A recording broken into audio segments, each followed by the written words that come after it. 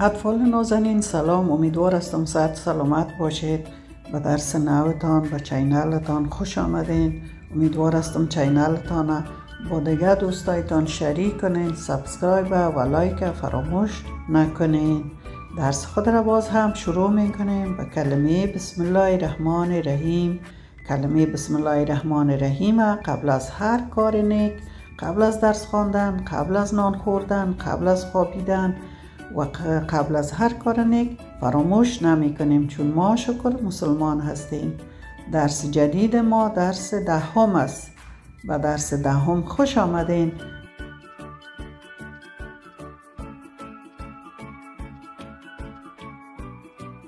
درس 10 ما که 10 به دری به این شکل و به انگلیسی به این شکل نوشته میشه، ایره هم فراموش نکنین. درس 10 ما یا حرف 10 الف با دال هست. دال، ببینین چقدر حرف آسان است. دال به این شکل نوشته میشه. دال هم مثل حروف دیگه 3 صدا داره. د، د، دو، یعنی در کلمات چند صدا میده؟ گاهی 10 صدا میده، گاهی 10 صدا میده، گاهی 2 صدا میده. بیاین که ببینیم که ما کدام کلمات براتان خوش کردیم و کدام کلمات را انتخاب کردیم و تصاویرش آوردیم. دال، درخت. دال، درخت. ببینید چه خوب تصویر مقبول درخت ها را آوردیم براتان. این درخت ها به نام درختان ناجو یاد میشه. ناجو چقدر درخت های سبز مقبول است که در زمستان و در بهار سبز می باشه. دال، درخت. درخت ها را شما میفهمین به 2 رقم است. 2 قسم هستند، درختان با ثمر و درختان بی ثمر، یعنی درختانی که دارای میوه می باشه و درختایی که بدون میوه می باشه. اینجا درختی که براتان آوردیم درخت نارنج است یا درخت مالته است. در تصویر درست فهمیده نمیشه اما میوه داره. درخت بعدی را که برش تصویرش آوردیم درخت شفتالو است، یک میوه مزه‌دار. چقدر مقبول است ببینید. خب کلمه دیگه را که به حرف دال به اینجا ما آوردیم براتان که شما یاد بگیرین. دال، دختر.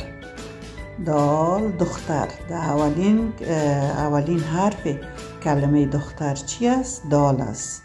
میبینید این دختره که مقبوله. عکس یک دختر مقبوله که لباس سرخ پوشیده، گل سرخ به سرش زده و براتان آوردیم. کلمه دختر در اولش چی میایه؟ دال میایه. دال، دختر.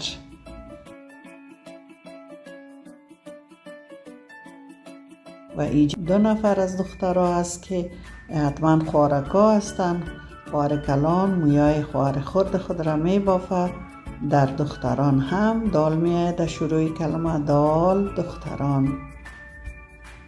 و این هم یک دختره که دیگه است، پریگک است که ما در این چینل براتان قصه زیران براتان نشر کردیم. امیدوار هستم که او قصه را بشنوین و ازش لذت ببرید. یک کوچک و حمزه پهلوان قصهش حتما بشنوین.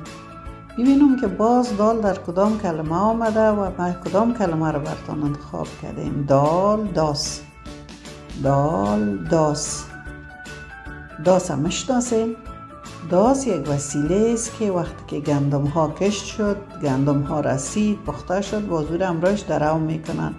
بعض سبزیجات دیگر هم درو میکنن. در زمین ها دهقان ها از این آله استفاده میکنن برای درو کردن بعض گیاه هایی که عرضه است، یعنی فایده دار نیستن. او را هم همراه از این آله پس میکنن. درو کردن یعنی کندن، پس کردن.